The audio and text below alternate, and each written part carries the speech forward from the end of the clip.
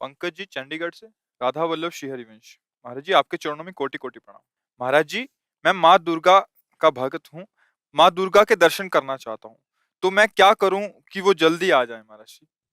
जब बच्चा माँ की गोद में बैठना चाहता है तो सबसे पहला उसका कार्य होता है खिलौने खेलना बंद करता है। माँ उसके पास खिलौने भेजती है। जितना वो माँ की तरफ बढ़ने की कोशिश करेगा, माँ कार्यरत है तो उसे खिलौना भेजेगी, दे दो ये सब। वो अगर उन खिलौने से ना खेले, रोए, तो फिर घर के किसी सदस्य को प्रेरणा करती है, बिटिया उठा ले गोद में थोड़ी देर। वो उससे भी चुप ना हो, तब फिर वो दौड़ के आ जाती है। भाव, पहले हमको इन भोगों का त्याग करना होगा जिन भोगों में हम खेल रहे हैं। फिर हमारी अनुकूल मांगे हमारे सामने आएंगी, माँ से ना मिलने के लिए बाधा बनकर।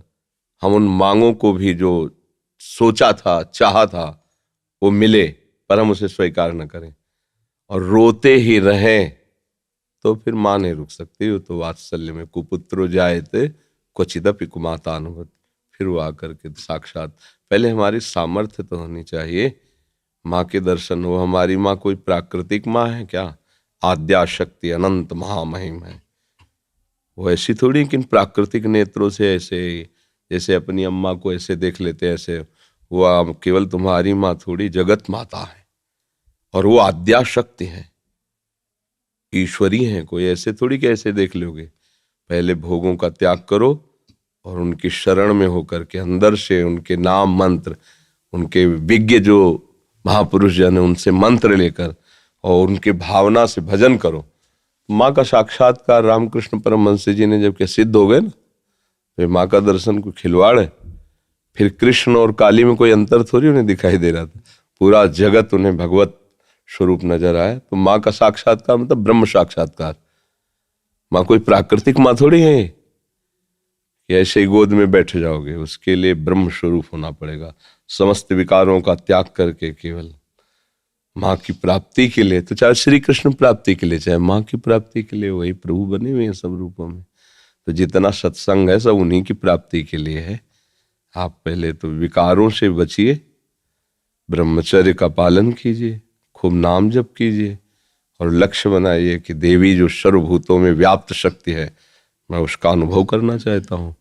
वो आ जाएंगी, कृपालु हैं, कृपा करके दर्शन दे। देवी प्रपन्नार्ति हरे प्रसीद, प्रसीद मातर जगतोखिलस्य, प्रसीद विश्वेश्वरी पाहि विश्वम, त्वमीश्वरी देवी चरा चरस्य।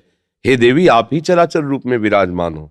आ गई ना सिद्धांत के सर्वम खलविदम ब्रह्म वासुदेवा सर्वम, आ गया ना। तो एक ही बात है, वो तत्व तो एक ही है, चाहे उसे माँ कहो चाहे पिता कहो, चाहे दोस्त कहो चाहे प्रीतम कहो। वही सखा है, वही प्रीतम है, वही माँ है। तुम जिस भाव से भजोगे आ जाएगा। तुम्हें माता च पिता तुम्हें, तो वही शिव है, वही शक्ति है, कोई दो तो है नहीं।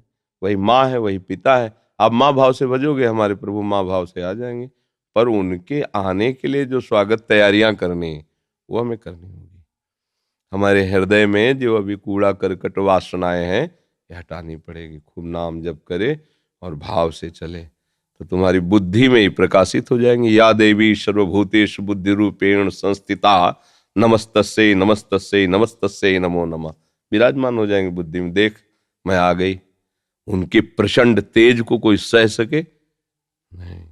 जब तक भजन के द्वारा अंतःकरण निर्मल, उनके प्रचंड तेज को सह सकते हो।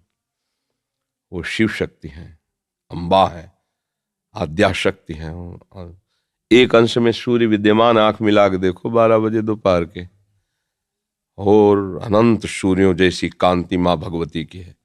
महाबलशाली, त्रिभुवन में कोई पैदा नहीं हुआ कि अपने रूप स्वरूप में आ जाए, उनसे आंख मिला ले कोई।